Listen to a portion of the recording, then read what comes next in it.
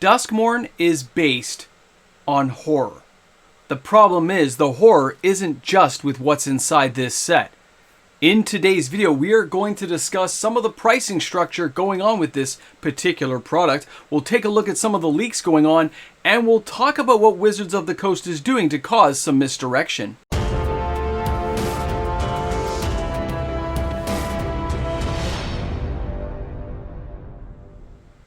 The House of Horror will be the perfect dessert after we all enjoy Bloomburrow. Welcome back, everyone. MTG Moxman here.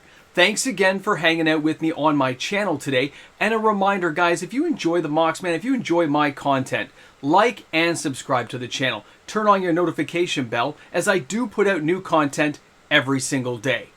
Now, Duskmourn, the House of Horror. There's a lot going on with this set because it's months away.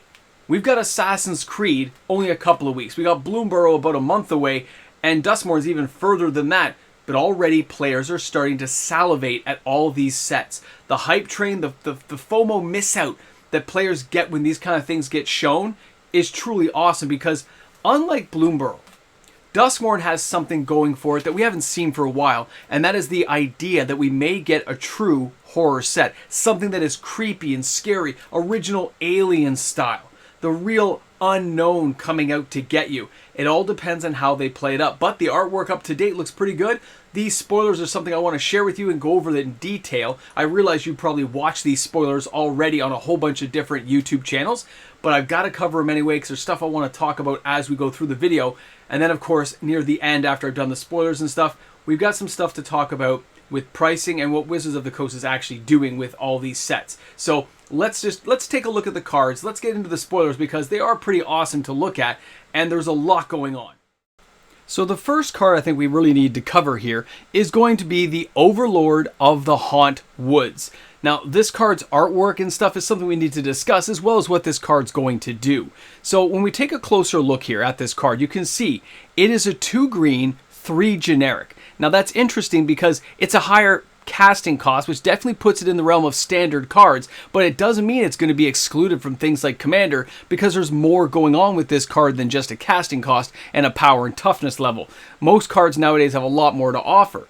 Now when you look at that 6/5 beast, that's not bad already. He's got some powerhouse kind of hugging power. He can hit you like a Vorinclex and make you think about it. But guess what? As with all things, it's not just that power level. It's going to be that this is an enchantment avatar horror.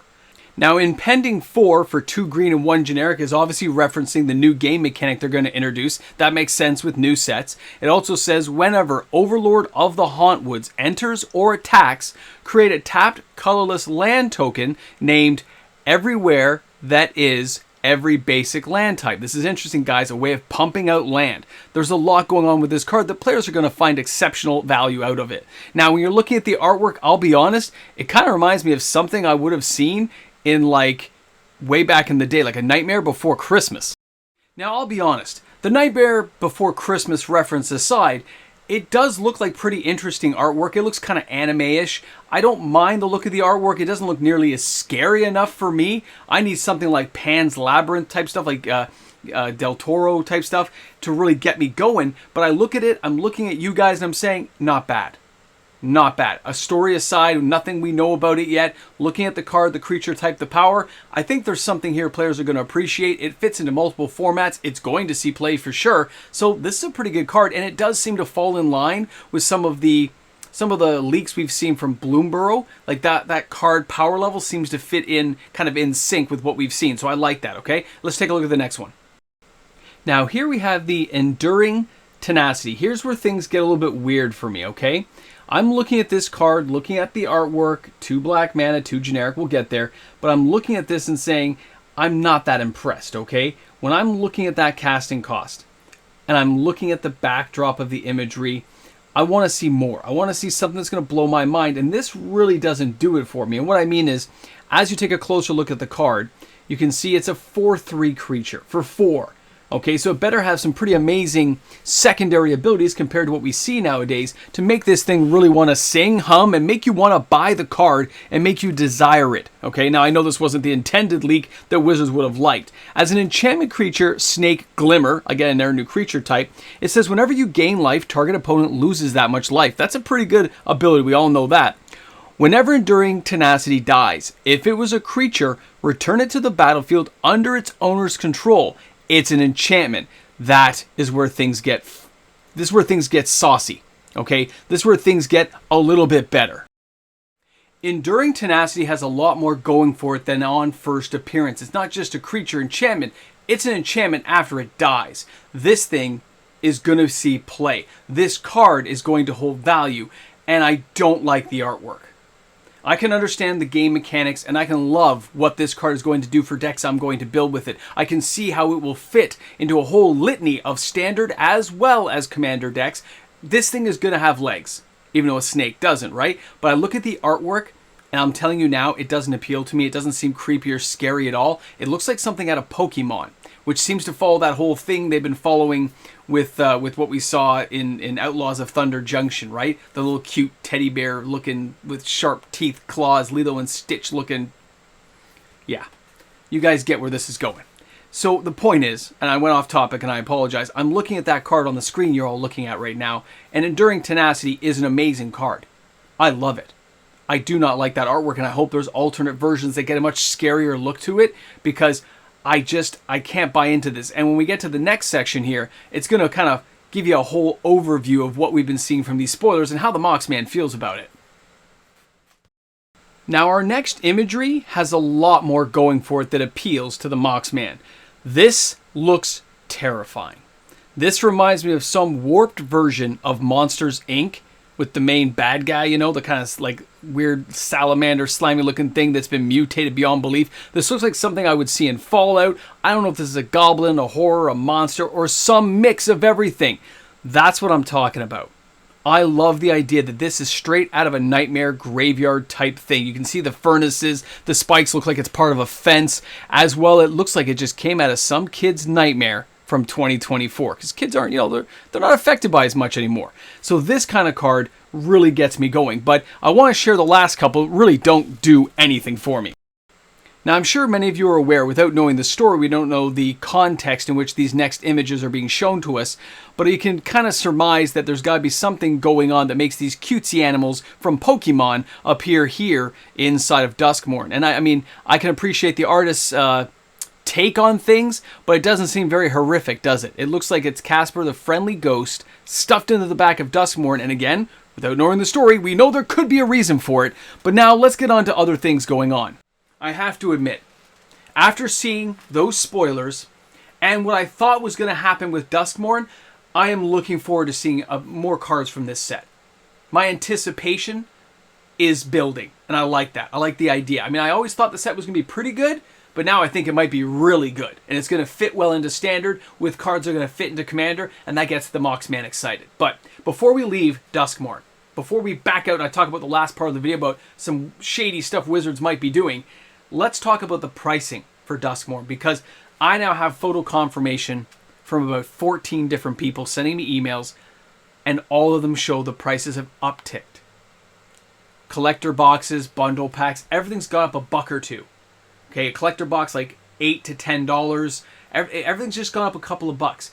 But it looks like Wizards of the Coast hasn't really learned their lesson because of sets like Fallout and great stuff like Lord of the Rings. I think they're running the needle past empty on your car to see how far you can go, like Kramer and like Seinfeld, to see how far you can push the car before it's just out of gas, before it just can't take anymore. And I think these little price increases, they're nothing dramatic like we saw, but it's still a little tick in the wrong direction, and that's going to be a shame. You guys will let me know about that in the comment section. And of course, the last thing we have to cover. Now, we now have seen spoilers for Bloomburrow. We've seen spoilers for Duskmourn.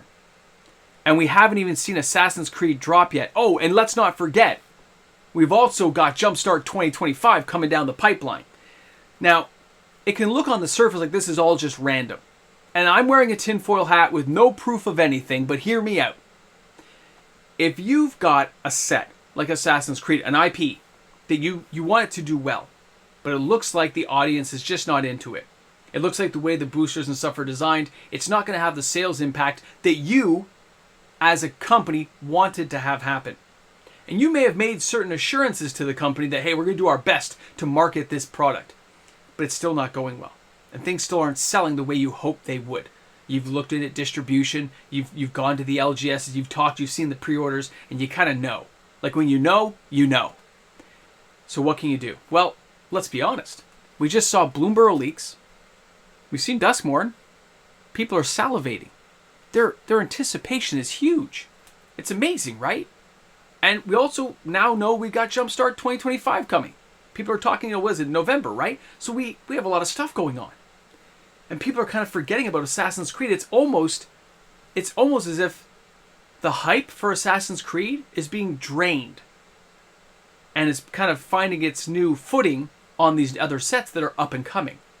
Now, if you're a company that created Assassin's Creed, and you had certain assurances that this IP was going to do well for Magic the Gathering, and now it doesn't, can't Magic the Gathering just come back to you now and say, you know what? Somehow people got hold of leaked cards, and that's just kind of drained the anticipation of your set away from you. Like, we didn't do anything, but unfortunately these Bloomberg leaks and Duskmorn leaks and 2025 Jumpstart, it's just too many things for players to keep their minds on, and now they're going to start saving money toward that, and unfortunately, it is what it is.